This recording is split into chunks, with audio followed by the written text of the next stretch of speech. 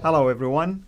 I'd like to welcome you back to another episode of this series. This is Al Fadi, and we've been going through fascinating analysis and study on the different qira'at, different readings, if you wish, of the Quran, unpacking and unearthing earthing a number of issues that has been around really for a long time. We're bringing to light a number of Islamic traditions concerning those variant text readings, the so-called ahruf, the so-called qira'at of the Quran. And I think by now, if you've been watching all of the episodes that we've done to date, you will be able to see that there is a problem. And it is not the type of problem that Houston will be able to help you with.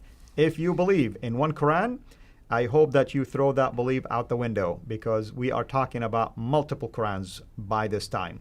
Right now, today, this episode will even shed more light on two of the most popular readings of the Qurans, one known as the Hafs reading, which is the 1924 edition, the popular Quran all over the Islamic world, and one known as the Warsh reading, which is also popular, but specifically in North Africa. With me here, of course, to do all of this analysis and unpack all of this information for us is no other than our dear brother, Dr. Jay Smith. And we want to give really special credit to Dr. Bernie Powers, who have helped us with this particular analysis that we'll be sharing with you in this episode. Dr. Jay, thank you for being here with us. Thank you so much. And Bernie Powers came on my show, Fander Films, maybe about a month ago. And he brought this PowerPoint with him, and it's a PowerPoint that he has developed over the years. Right. This is nothing new. This is something that he's been working on, that his team has been working on. Dr. Bernie Powers spent much time in the Arab Peninsula. In the Middle East. He knows Arabic. His team, he uses only Arabists. And they have been unpacking. And the reason why they want to look at these two books is because, let me just bring them here. Here's the one right here. This is the Warsh. Yeah, that's the Warsh, and this is the Hafs. So these are the two right here. As you said, this is very popular in North Africa, and this is very popular. Let's get it right side up. This is very popular in the rest of the world. And these are the two most popular books. Right. So it stands to reason that you really need to look at these two books, which is fascinating because neither of these are readers. Neither of these are part of They're just transmitters. 10. These are not part of the 7 or of the 3, which are the best of the best and the creme de la creme. These are nothing more than transmitters. These are nothing more than the rawis, who come later. They're much more insignificant, yet they are the most popular, and this is the canonical one. One from Kufa? This one is actually he is from Egypt. I'm sorry, I mean, he is from Kufa. Hafs from Kufa, Warsh from Egypt. Warsh from Egypt. Right. He should be from Medina because he's from the line of Nafi. He is from the family of Nafi. He is from the stable of Nafi. But he's not even from where Nafi is from. And if anything, the Nafi would be Medina. Therefore, it would be Qurayshi. This is not Qurayshi. And we don't know, of course, if Nafi read it the way Warsh is reading it. That's right. And he is not Qurayshi. Remember, we looked at those differences. We looked at some variants. We saw how sometimes Warsh made a mistake and sometimes Hafs made a mistake, grammatical mistakes. So both of these are incorrect. And we just looked at one or two. There are many other mistakes that they both made.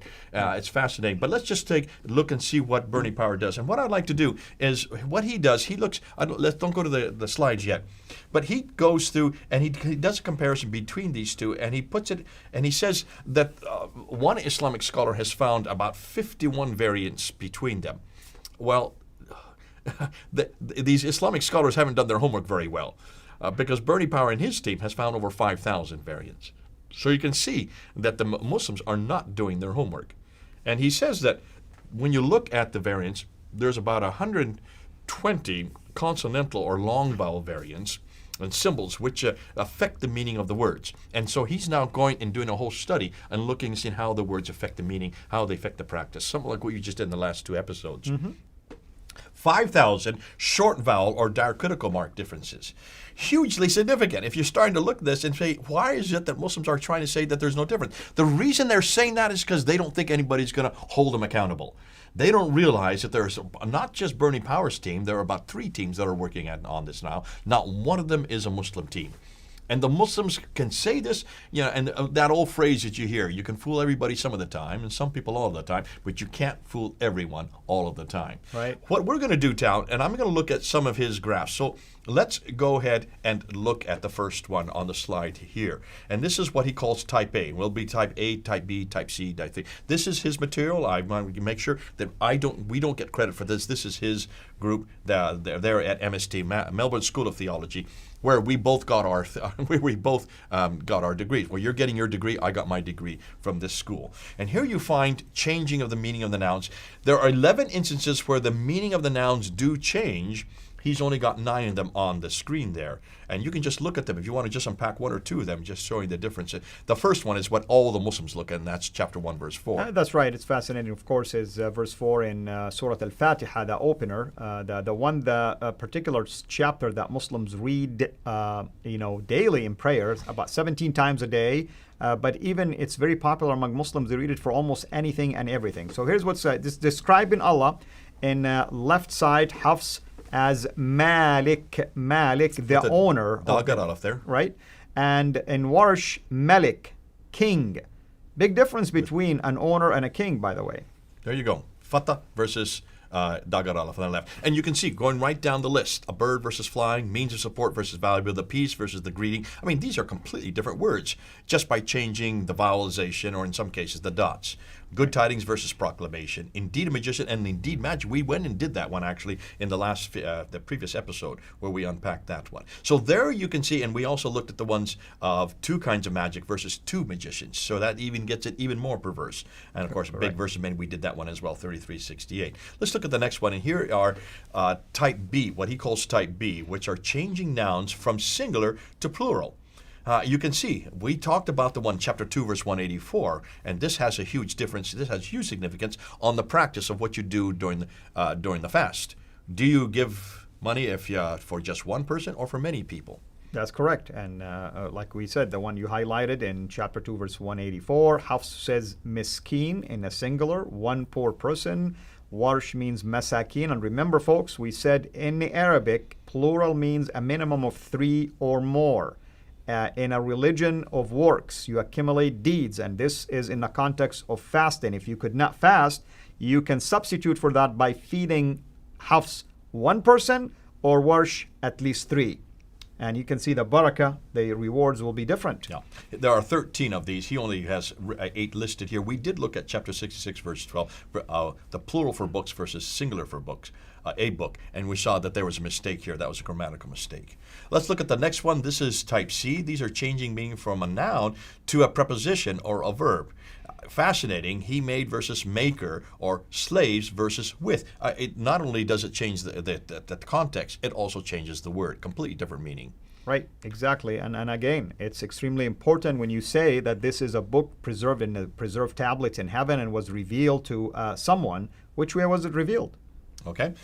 This next slide is the type D, what he calls the changes meaning to a different verb. There are 6 inferences. He gives all 6 of them there. And fascinating, look at number 2. We did this one earlier, chapter 2, verse 10. They lied versus they disbelieved. Well, what is it?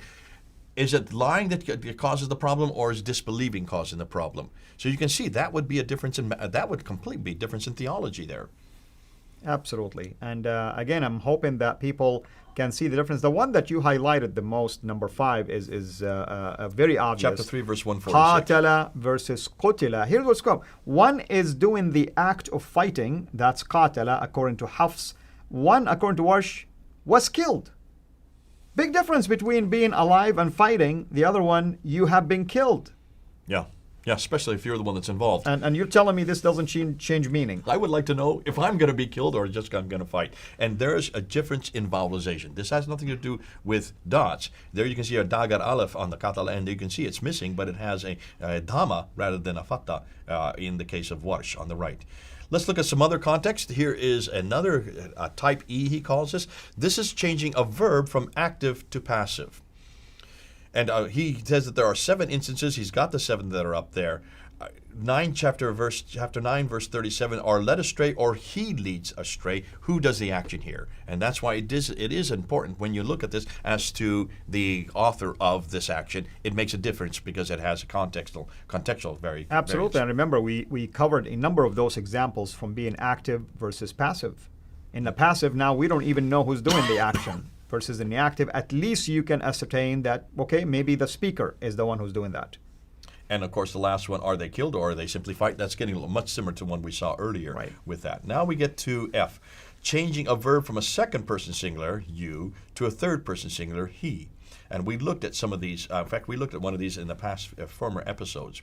Is it he saved us or you saved us? Well, that would have theological implications, enormous theological implications in that context. That's correct. We go to this one here, and it's very small. I'm sorry about that because I couldn't get it into the slide enough. And this one is changing a verb from a first person plural, we, to first person singular or second person singular or third person singular. And you can see the arrows that he has there because it changes it in so many times that you can see that it has implications and it has ramifications theological as well. There are so much we could get on this. There are so many instances of this. He has 20 that is listed just on that graph. Every one of these you could write an article on. Every one of these you could write an article on and make the impact and show how the meaning is changed. When we look at the next one here, type H, it's changing a verb from a second person plural to a third person plural, they. He gives 23 instances. He only gives 22 of them there. Chapter 2, verse 140, you say versus they say. This is one that is fascinating. In some cases, it's also changed to say imperative. We're going to get to that one. And this is the ones that that Dan Brubaker has been brought up. Even this is done over and over again in many of his variants that he finds from the Razm, not from the Razm that are added at a later date because of the imperatives then introduced at a later date. They say versus you say in chapter chapter 17, verse 42. I want to look at this one. This is the type I, changing from masculine to feminine. Now, in some cases, this actually gives grammatical incorrect because masculine plural is always with a human, whereas feminine plural is always with an object. In some cases, we don't have time to unpack them here, but there are many instances where Bernie Power shows that this is a grammatical mistake by doing this. Correct. And a lot of times, it's not just only on Wash, it's also done on the Huff side. Huffs makes this mistake, so does Wash make this mistake. Whether or not they weren't aware of this grammatical rule or not, I don't know. But it's fascinating that this is not consistent only on one side. And then we get to type J, which is changing a statement to command. Here is the imperative versus statement. I don't know if you want to look at any of those. He said versus say. One is kala, the other is kul. You can see that the dagar aleph is taken out, and so is the fatha and replaced with the dama. And of course, it has a fascinating because Dan Brubaker does look at quite a few of these in his own context. I mean, Jay, to change a verb from just sharing about a narrative and the verb is in a present or a past tense versus becoming a command now, I'm commanding you to do something, the context itself can change. Not only that, but it's the meaning, he, I should say. In some cases, he said that's a person. To say, that's God saying it. So it's either a person that's making the command, or it is God that's making the source of the command. Yeah. And that's why when we've looked at these, and we have shown it, it really does change the theology. If God's saying it, that's a lot different than if just one person is saying it. Exactly. And we'll end with this one here, and this is the change of meaning, a different letter for a conjunction with a similar meaning. Now, looking at it face by face, it looks like they're exactly the same until you look at the reference, or until you look at the writing itself. The writing changes, yet the context stays much the same. Exactly. Now, folks, let me just look at this, folks. You looked at all of the schedules that we've been showing you, the tables in this case. Every single one of those lines represents a different reading. Therefore, I would argue it's a different Qur'an. Don't tell me it's the same Qur'an that is preserved in heaven. It's impossible that it was preserved in all of these ways. And even it's impossible that the Prophet of Islam revealed it in all of these ways. Who did he reveal it to, these different ways? If Omar himself was surprised to discover this later on, before probably the death of the Prophet, around maybe a couple of years before he died, then we have a problem here. I mean, was that tradition even accurate? Was it just invented just to try to, water down the issue, the problems that Ibn Mujahid had to deal with, and later on others had to deal with? So you can see that you don't tell me this is one Quran. Every line represents a different Quran. Why? Because if you believe that not a single letter changed, not a single word changed, not a dot, not a diddle, you know what? Every line represents a change. Therefore, you have a different Quran. Is it a jiddle or is it a diddle? Right a there, diddle, it changes the context right there. Your example by accident. A tiddle. We're going to end with just this last picture here because this is the picture where that all started. This is a picture. I'm not going to give you I'm not going to show you the video. You can go up on Fander Films and see the video. All we had to do is hold those 26 up. Back in 2016. We didn't have to do anything more. We didn't even have to unpack them. And you can see the enormous reaction we got. People were throwing things at us. They tried to grab the papers out of our hands. The third time we did this, they didn't even want us to leave the corner with those Qur'ans. Those Qur'ans, and they're saying they don't belong to you. How dare you take them? They are our Qur'ans. As if suddenly they own them because somehow, because they are in Arabic and there's their holy book, that they had right to them. What they were really trying to say is, we don't want you to show this anymore. We do not want this. We do not want this to go out to the public sphere, without realizing that you can't do that in the 21st century anymore. In the 21st century, everything gets filmed. Everything gets put up on the internet. And with the internet, it goes all over the world. It did not do any good for Muhammad Hijab to say, come, leave, don't watch this. Do not hear what they're saying. Even he was so disturbed that he had to, a number of months ago, had to go and ask Yasir Qadhi, how do you deal with this? I am not able to come up with an answer to this. And he put his hand out there. Now, can you imagine if he put his hand out there and just asked simply between the Warsh and the Hafs, which one is it?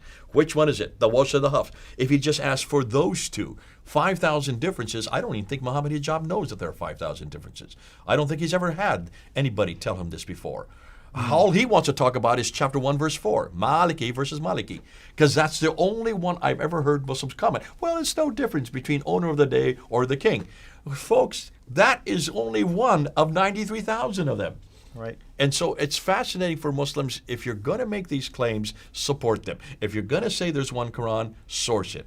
Please stop wasting our time saying that these books are exactly the same. You see now, we've just given you 11 different categories of 5,000 instances where they are different. They do change the meaning. And if these are the two most popular you have, and there are 30, there's another 28 on top of this, and you cannot, if you haven't even looked at these, then you must be careful of what you say in public. We're going to hold you accountable. And as long as we continue to hold you accountable, you're going to have to come up with a response. Right. And what I want to show is an important thing here, and hopefully we can zoom in a little bit. Folks, they're telling you this Quran is according to the narration of Warsh. What does that tell you?